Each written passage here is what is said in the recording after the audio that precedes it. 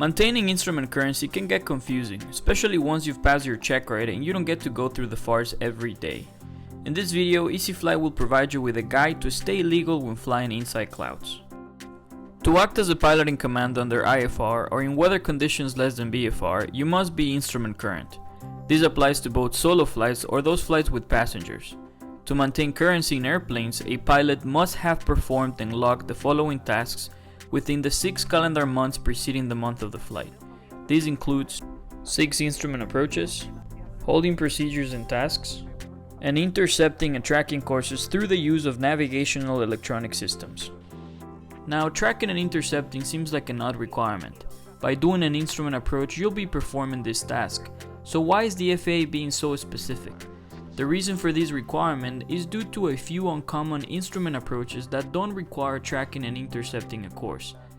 Precision approach radar or airport surveillance radar approaches are uncharted and don't rely on navigation equipment. Air traffic control provides lateral and vertical navigation for pilots as long as they carry with them local radar minimums, provided on the Terminal Procedures publication. And just by performing one holding pattern in lieu of a procedure turn in an instrument approach, you'll also be complying with the second task required by the regulation. Now, let's say today is July 18, 2021.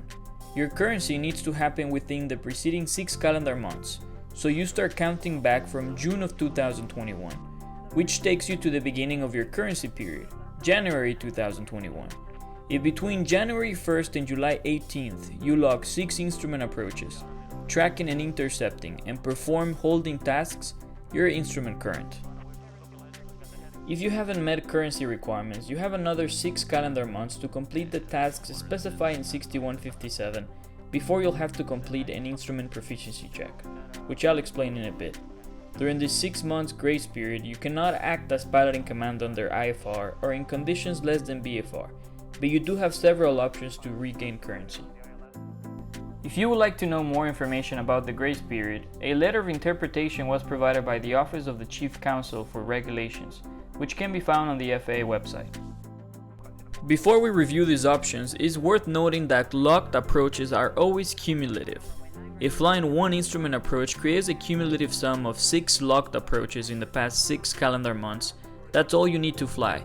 You don't need to fly all 6 approaches during your grace period to regain currency if you've locked approaches in the past 6 months. Now, the first way to regain currency in your grace period is to fly with a safety pilot. To simulate instrument approach conditions, you must be wearing a view limiting device during BFR conditions. The safety pilot must possess a current medical certificate, occupy the other control seat, and be appropriately rated in the category and class of aircraft to be flown. If you do this, you must write their name into your logbook entry referencing them as a safety pilot. Remember, this flight must be conducted under BFR conditions and cannot be on an IFR flight plan unless your safety pilot is IFR current.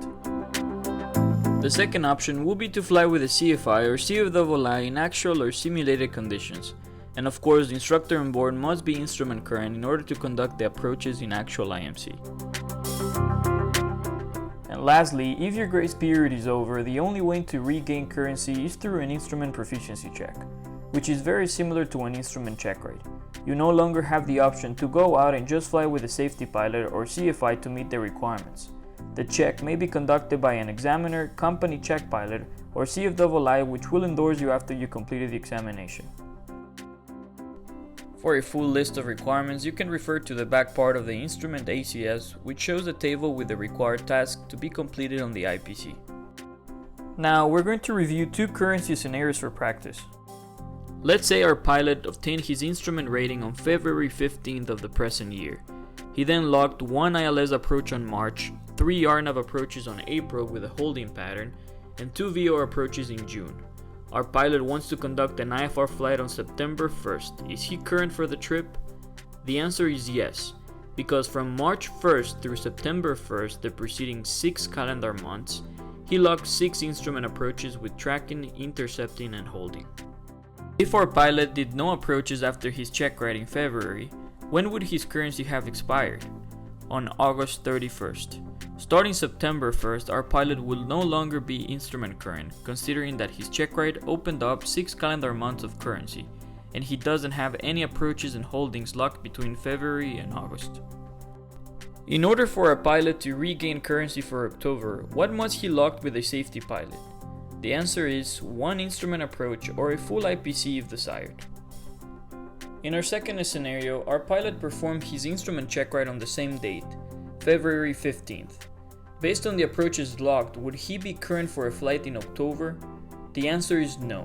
While he has locked 6 approaches in the past 6 calendar months, he needs to fly and lock holding procedures to regain currency. And looking at the same timeline, when will our pilot's currency expire? The answer will be January 31st. Starting February 1st, he will no longer be current, considering he will only have 4 approaches locked in the preceding 6 calendar months. And our pilot will need to complete an IPC beginning on August 1st if he does not comply with the requirements between February and July. And lastly, it's worth noting that the tasks that must be accomplished to maintain instrument currency can also be completed on a full flight simulator, flight training device, or aviation training device as stated in 6157, Section C, Part 2, and in accordance with the information for operators 15012, in order for an instrument approach to count when conducting it on a simulator, simulated IMC conditions must exist until reaching the MDA or DA of the instrument approach. And if the approach is done in an airplane, IMC conditions must exist at least in one portion of the final segment in order to lock the approach. And that's it, guys. I hope with this video EcFlight made it easier for you to understand how to stay current while flying in the IFR system. Don't forget to subscribe and to check our other courses at myecflight.com. Thanks for watching.